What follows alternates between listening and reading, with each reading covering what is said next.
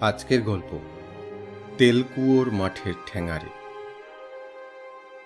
গল্পটির লেখক, পাঠক এবং সামগ্রিক উপস্থাপনায় আমি ব্রতেন্দু চক্রবর্তী।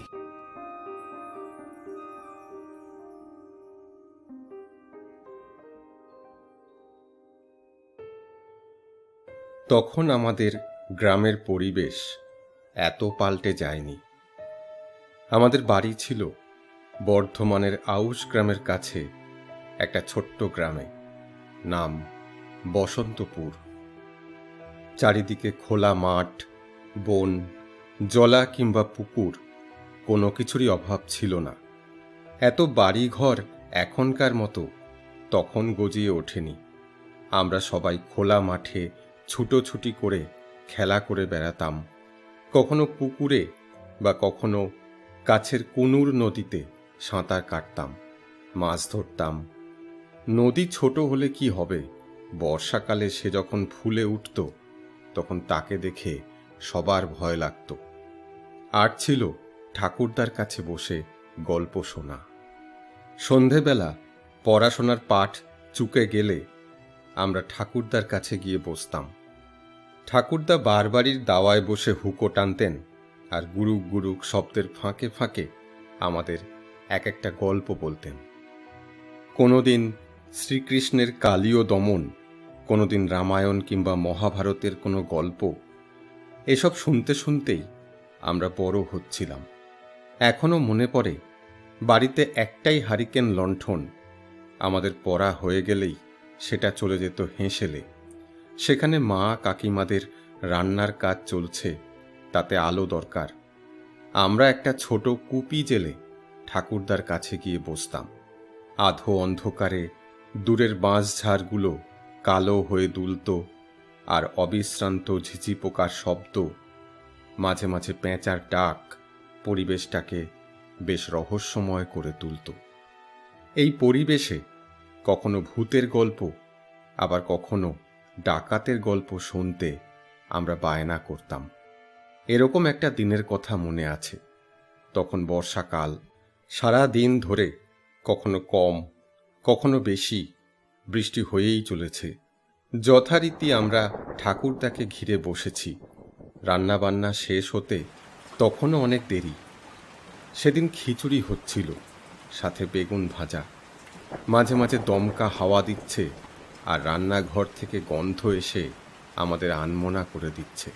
কিন্তু রান্না শেষ হতে তখনও বেশ দেরি, তাই আমরা ঠাকুরদার কাজ ঘেঁষে বসেছি। সেদিন ফরমায়েশ হয়েছে ডাকাতের গল্প বলতে হবে। ঠাকুরদা তার হুঁকোতে অল্প অল্প টান দিচ্ছেন আর ভাবছেন কি বলবেন। কিছুক্ষণ পরে ঠাকুরদা বলতে শুরু করলেন। আমি আজ ঠাকুরদার বলা গল্পটাই আমার মতো করে বলছি। সে অনেক দিন আগের কথা। আমাদের আউশ গ্রাম থেকে বীরভূম যাওয়ার রাস্তা তখনও এখনকার মতন ভালো ছিল না। ধুধু খরা মাঠের মধ্য দিয়ে একটা সরু রাস্তা আউশ গ্রাম হয়ে চলে গেছিল। সে মাঠটাকে বলা হতো তেলকুয়োর মাঠ। সে মাঠ সে মাঠ নয়। দিনের বেলাতেই সে মাঠ দিয়ে লোকে চলতে সাহস পেত না। সাঁঝের পরে তো কথাই নেই। আঁধার রাতে সে মাঠ চলে যেত ঠ্যাঙারে আর ডাকাতদের দখলে। সে মাঠে তখন স্বয়ং যমরাজও যেন পা রাখতে ভয় পেতেন। সে মাঠের সর্দার ছিল ভোলা ডাকাত। সন্ধ্যার পরে ভোলা আর তার দলবল শিকারের সন্ধানে নেমে পড়ত। তাদের ঘাঁটি ছিল মাঠের মাঝে, রাস্তার ধারে একটা বিরাট বটগাছের কাছে। সেখানে বহুকালের পুরনো একটা ভাঙা ইঁদারা ছিল। হয়তো এক সময় সেখানে কোনো বর্ধিষ্ণু গ্রাম ছিল, যা এখন আর নেই। কিন্তু এখন আছে তেলকুয়োর ঠ্যাঙারে ডাকাতের দল। এদের কর্মপদ্ধতি ছিল ভারী অদ্ভুত।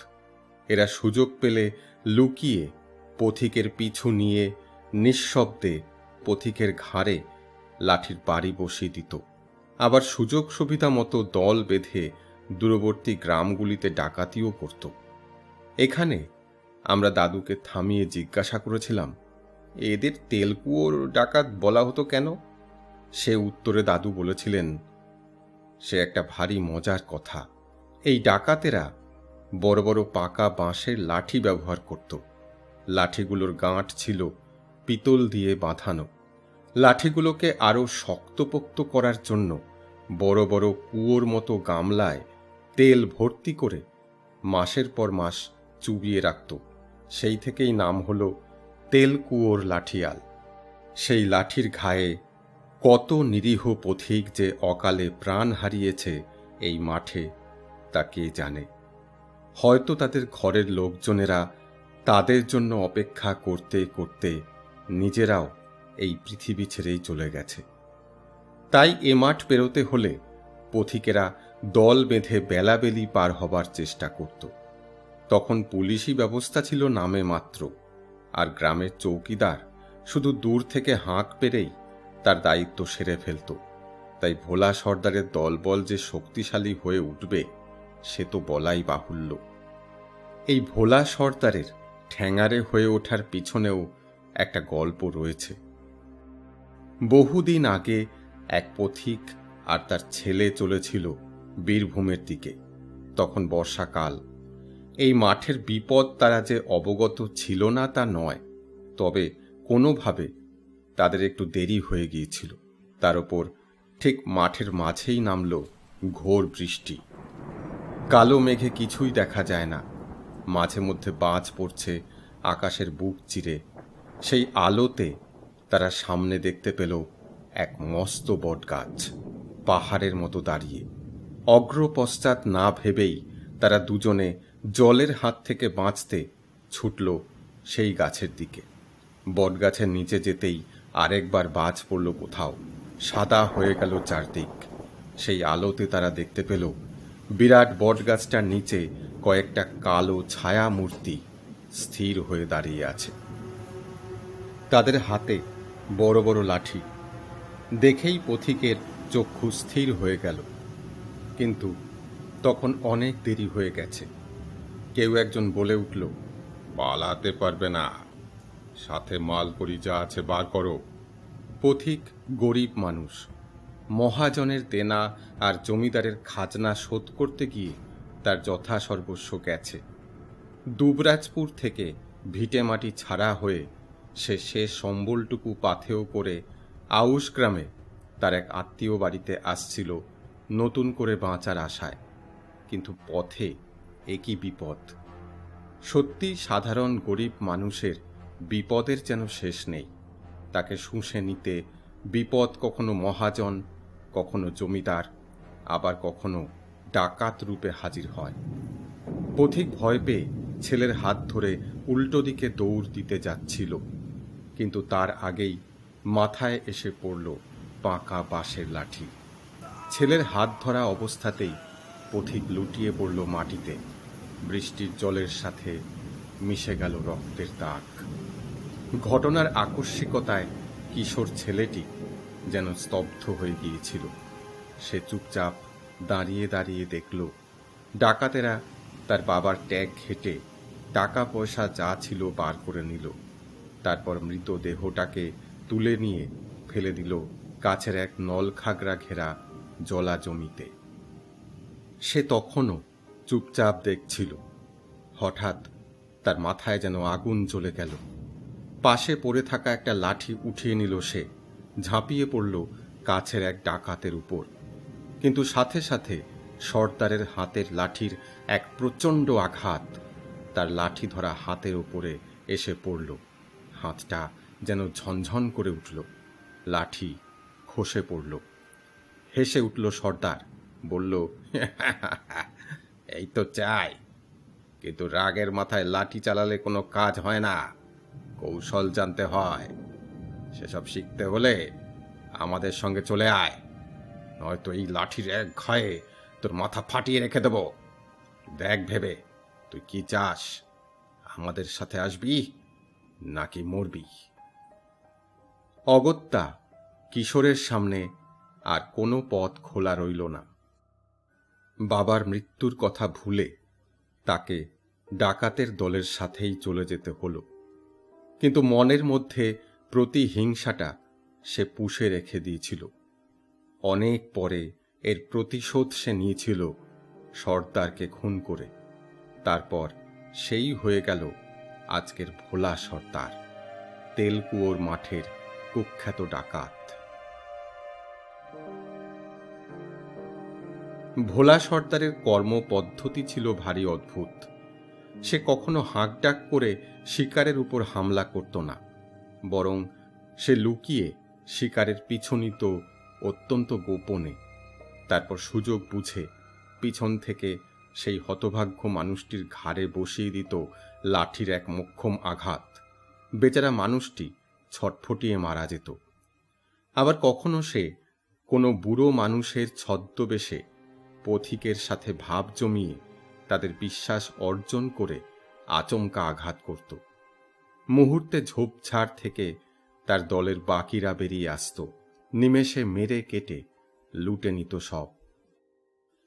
যাই হোক, এবার মূল গল্পে আসি। সেই রকম এক সময় আউশ গ্রামে বসন্ত নামে এক তরুণ ব্রাহ্মণ পণ্ডিত বাস করত। বীরভূমের ইলাম বাজারে ছিল তার মাতুলালয়। বসন্ত চিরকালই ছিল অন্যরকম। সে ছিল বেশ ডাকাবুকো, ভয় ডরহীন এক যুবক। আর সব কাজে যারা একটু ভয় পেত, সেসব কাজেই বসন্ত বেশি করে এগিয়ে যেত। একটু অল্প বয়সেই তাকে বিদ্যা অর্জনের জন্য কাশীতে পাঠিয়ে দেওয়া হয়েছিল। সেখানে গিয়ে সে বিদ্যাভ্যাস যতটা না করেছিল, তার থেকে শারীরিক কসরত আর লাঠি খেলা বেশি করে শিখেছে। কাশীর গঙ্গার ঘাটের পাশে কুস্তিগীরদের আখড়াতেই তাকে বেশি করে দেখা যেত। ক্রমে সে একজন দক্ষ লাঠিয়াল হয়ে ওঠে। উপবিদধারী বাঙালি এক ব্রাহ্মণ যুবক লাঠি খেলছে, এরকম বেশি দেখা যেত না। সে খুব বাহবা পেত। এমনকি উপহার হিসেবে কাশীর কোনো এক জমিদারের কাছ থেকে সে পেতলে বাঁধানো একটি লাঠিও পেয়েছিল। বিদ্যাভ্যাস শেষে সে বাড়ি ফিরে এসেও লাঠি খেলার অভ্যাসটা ছাড়েনি। এজন্য তার নামই হয়ে গেল লেঠেল পণ্ডিত।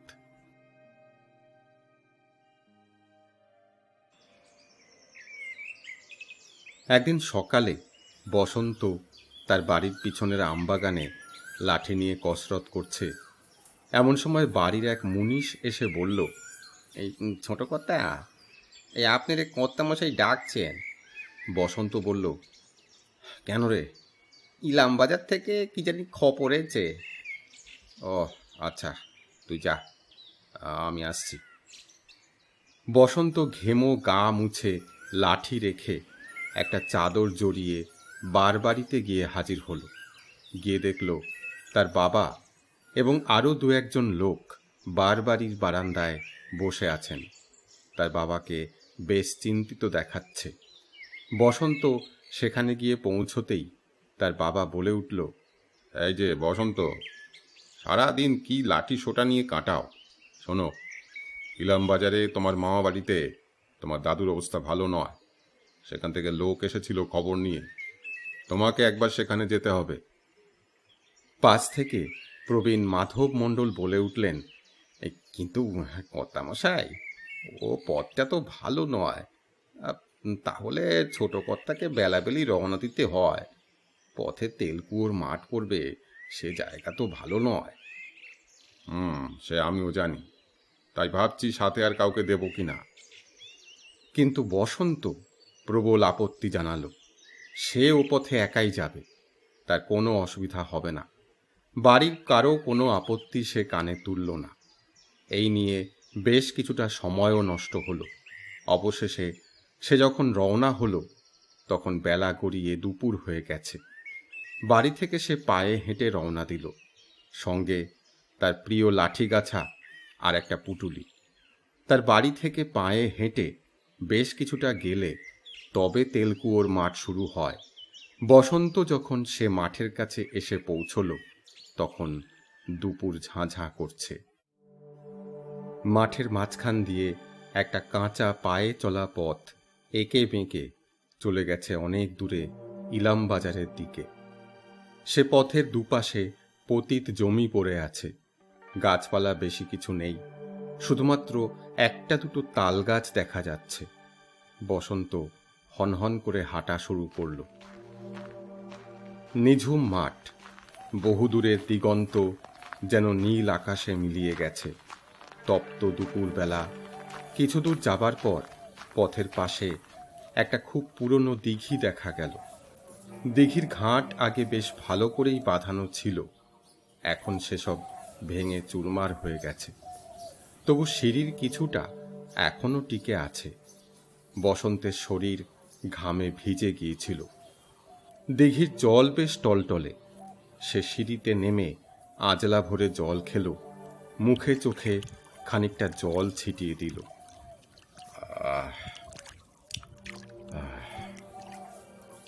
তারপর ভাঙা ঘাটেই একটু বসে রইল। কাছেই একটা পিটুলি গাছ জায়গাটাকে কিছুটা ছায়া দিয়েছে, অল্প অল্প হাওয়া দিচ্ছে।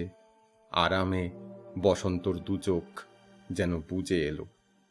কিন্তু বসে থাকলে তার চলবে না। এ মাঠ মোটেও ভালো জায়গা নয়, আর তাকে যেতেও হবে অনেকটা পথ। এই মাঠ পেরিয়ে তাকে যেতে হবে দামোদরের খেয়া ঘাটে। যদি খেয়া থাকে তবে খেয়া পার হয়ে আবার তাকে হাঁটতে হবে ইলাম বাজারের রাস্তায়। কাজেই বসে থাকার সময় তার নেই। লাঠি আর পুটুলিটা তুলে নিয়ে সে আবার হাঁটা শুরু করল। বেশ কিছুক্ষণ চলার পর আশেপাশে পতিত জমি শেষ হয়ে দুপাশে কিছু গাছপালা আর ঝোপঝাড় দেখা গেল। মাঝে মাঝে দু একটা বড় বড় শিরীষ কি বাবলা গাছও চোখে পড়ল বসন্ত। তখন বেলা বেশ কিছুটা পড়ে এসেছে। সামনে যদিও পথ তখনও অনেকটাই বাকি। সে হাঁটার গতি আরও বাড়িয়ে দিল, কিন্তু হঠাৎ করেই রাস্তার এক পাশ থেকে মানুষের গলার আওয়াজে সে বেশ অবাক হয়ে থমকে দাঁড়ালো। এখানে কার গলার আওয়াজ শোনা যাবে? সে কি তবে ভুল শুনল? না, ওই তো কার যেন একটা গলার আওয়াজ পাওয়া যাচ্ছে। ওই তো কার যেন কথা শোনা যাচ্ছে, পরিষ্কার বোঝা যাচ্ছে। কেউ ঝোপের আড়াল থেকে সাহায্য চাইছে। কণ্ঠস্বর আবার শোনা গেল, কে যায়, আমাকে একটু সাহায্য করো। আওয়াজ লক্ষ্য করে বসন্ত এগিয়ে গেল। গিয়ে দেখল ঝোপের পেছন দিকে একজন বুড়ো মতো মানুষ কোনো রকমে বসে আছে। লোকটাকে দেখে মনে হচ্ছে তার শরীরে বিশেষ শক্তি নেই। কোনো রকমে একটা লাঠিতে ভর দিয়ে বসে আছে আর হাঁপাচ্ছে। তার পরনে একটা আধ ময়লা খাটো মতো ধুতি, ঊর্ধ্বাঙ্গে আর কিছু নেই, শুধু কোমরে একটা গামছা পেঁচানো। তাকে দেখে মনে হচ্ছে তার চলার শক্তি আর বিশেষ নেই। বসন্তকে দেখে লোকটা কোনো রকমে বলল, বাবা, আমি আর চলতে পারছি না। ওই সামনের বটতলায় আমার গ্রাম, ওই পর্যন্ত আমাকে একটু ধরে ধরে নিয়ে যাবা? বসন্ত জিজ্ঞাসা করল, তুমি কোথা থেকে আসছো, বাড়ি কোথায়? বুড়ো লোকটা উত্তর দিল, আসছি আমি ওই আউশ গ্রামের দিক থেকে। ওইখানে আমার মেয়ের বাড়ি। মেয়ের বাড়ি থেকে ফিরছিলাম, কিন্তু রাস্তায় আর চলতে পারছি না, তাই এই ঝোপের ধারে বসেছিলাম, যদি কেউ সাহায্য করে। আর কিছুটা গেলে যে বড় বট গাছ পড়বে, তার কাছেই আমার গ্রাম। তুমি কি আমার একটু সাহায্য করবা? তাহলে আমি গায়ে ফিরতে পারবো, নইলে এখানেই পড়ে থাকতে হবে। বসন্ত সদ্য যুবক, তার মনে মানুষের প্রতি ভালোবাসাও রয়েছে। এই বৃদ্ধ মানুষটি সম্পর্কে তার মনে অন্য কোনো চিন্তার উদয় হল না। যুগে যুগে এই বসন্তের মতো মানুষেরাই অন্য মানুষের বিপদে নিজের জীবন তুচ্ছ করে সাহায্যের হাত বাড়িয়ে দিয়েছে, ফলাফলের কথা ভাবেনি। আমাদের বসন্তও ভাবল না, নয়তো ভালো করে খেয়াল করলে সে দেখত যে প্রায় বুড়ো হলেও মানুষটির হাত পায়ের গড়ন বেশ সুগঠিত। বড় বড় মোটা মোটা আঙুলগুলোতে লাঠি ধরে কড়া পড়ে গেছে, আর তার পিঠে রয়েছে বেশ বড় একটা কাঁটা দাগ, যেন অতীতের কোনো দাঙ্গার স্মৃতি বহন করছে। আর তার লাঠিটা কোনো সাধারণ লাঠি নয়, বেশ তেল চুকচুকে, গাঁটে গাঁটে পিতল দিয়ে বাঁধানো মজবুত লাঠি। বসন্ত এসব কিছুই খেয়াল করল না। এই দুপুরবেলা এই বৃদ্ধ মানুষটির কাছ থেকে আবার কি ভয়? সে শুধু বলল, তুমি কি আমার কাঁধে ভর দিয়ে হাঁটতে পারবে? তাহলে আমি তোমাকে গ্রাম পর্যন্ত পৌঁছে দিতে পারি। বৃদ্ধ মানুষটি রাজি হয়ে গেল। বসন্তর কাঁধে ভর দিয়ে সে কোনো রকমে চলতে লাগল। এতে বসন্তের চলার গতিও মন্থর হয়ে পড়ল। বেশ কিছুক্ষণ চলার পরে দূরে সত্যিই একটা বট গাছ দেখা দিল। ধীরে ধীরে চলার ফলে বেলা তখন পড়ে এসেছে। বটগাছের কাছাকাছি আসতে সূর্য প্রায় পশ্চিমে ঢলে পড়ল। সে সময় পথে পড়ল একটা বাঁক। তারও কিছুটা দূরে সেই বিশাল বটগাছ, আর তার পাশে একটা ভাঙা মন্দিরের অবয়ব কিছুটা দেখা যাচ্ছিল। জায়গাটা একটু অন্ধকার মতো, সেখানে কিছু ঝোপঝাড়ও রয়েছে। সেই বাঁকের মুখে পৌঁছতেই বৃদ্ধ এক ঝটকায় নিজের হাত ছাড়িয়ে নিল। একটু পিছিয়ে গেল সে। তার হাতে উঠে এলো লাঠি। মুখে দেখা দিল একটা ক্রুদ্ধ ভাব। এতক্ষণ যে ভালো করে কথাই বলতে পারছিল না, সে এবার গর্জে উঠল, থাম বামুন, আজ তোর জীবনের শেষ দিন।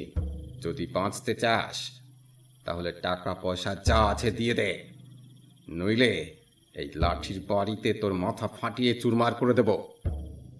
বসন্ত কিছুটা অবাক হয়ে গেলেও মোটেই বিচলিত হল না। এরকম লাঠি হাতে ধরা প্রতিপক্ষের হুঙ্কার সে আগেও শুনেছে।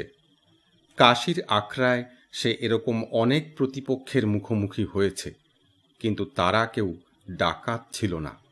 সে শান্তভাবে বলল, তুমি কে?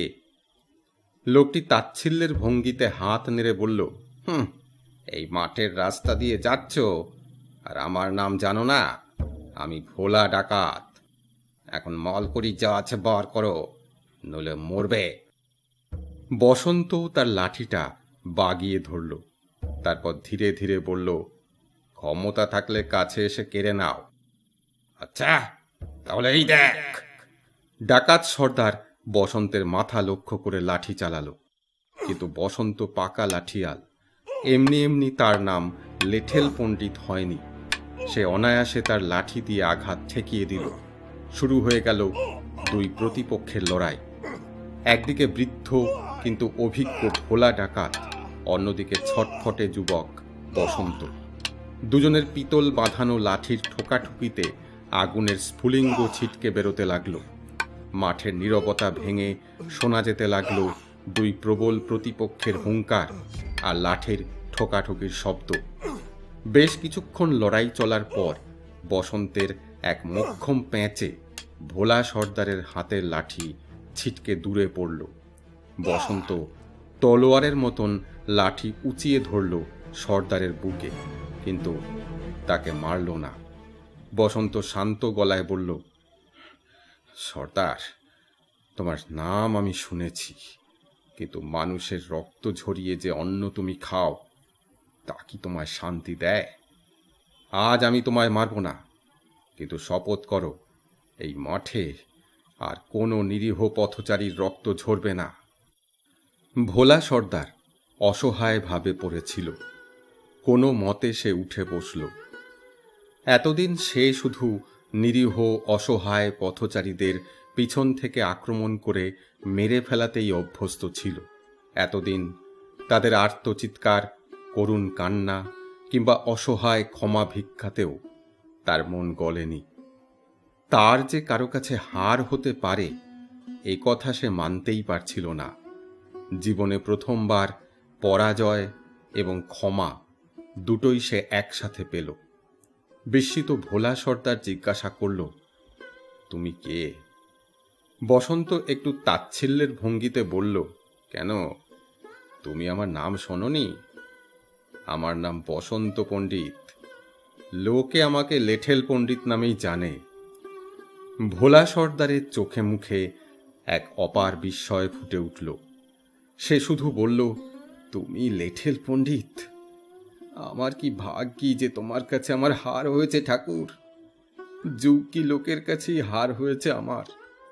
পায়ের ধুলো দাও ঠাকুর। সেই দুর্দণ্ড প্রতাপ ডাকাতের চোখ থেকে জল গড়াতে লাগলো। আমারে তুমি আদেশ করো ঠাকুর, কি করব আমি? বসন্ত একটু ভাবল, তারপর বলল, বেশ, তাহলে শোনো। এই পথ দিয়ে কোনো পথিকের যাতে আর যেতে অসুবিধা না হয়, তার জন্য এখানে একটা জলছত্র খোলো, যেখানে মানুষ জল আর খাবার পাবে, গরমকালে দুদণ্ড বিশ্রাম নিতে পারবে। আর ওই মায়ের মন্দিরের সংস্কার করিয়ে একটা অতিথিশালা খোলো, যাতে মানুষ রাতেও এখানে আশ্রয় নিতে পারে। একমাত্র তাহলেই তোমার পাপের প্রায়শ্চিত্ত হবে। লোকে ডাকাত ভোলা সর্দারকে ভুলে যাবে, মনে রাখবে এক উপকারী মানুষকে। আমার পা ছুঁয়ে প্রতিজ্ঞা করে কথা দাও যে তুমি এ কাজ করবে। জল ভেজা চোখে ভোলা বসন্তর পা ধরে বলেছিল, তাই হবে ঠাকুর, তাই হবে। লোকগাঁথা বলে যে সেই তেলকুয়োর মাঠে কোনো নিরীহ পথচারী আর নিরুদ্দেশ হয়ে যায়নি। সেই বটতলায় ভোলা সর্দার সত্যি একটি পান্থশালা নির্মাণ করেছিল, যেখানে যাত্রীদের জল, খাবার আর আশ্রয় দেওয়া হতো। লোকমুখে তার নাম হয়েছিল ডাকাতের পান্থশালা। প্রচণ্ড গরমে এই পান্থশালা আশ্রয় দিয়েছে বহু অসহায় পথিককে, আর এভাবেই ভোলা সর্দার তার পাপের প্রায়শ্চিত্ত করেছে। তারপর কেটে গেছে অনেক অনেক বছর। আজ সে পথে পাকা সড়ক হয়েছে। পথের সে বিপদ আর নেই। শুধু এক জরাজীর্ণ ভাঙা মন্দির সে যুগের ইতিহাসের সাক্ষ্য বহন করছে আজও। আর জনশ্রুতিতে রয়ে গেছে এক লেঠেল পণ্ডিত, ডাকাত ভোলা সর্দার আর তার পান্থশালার কথা।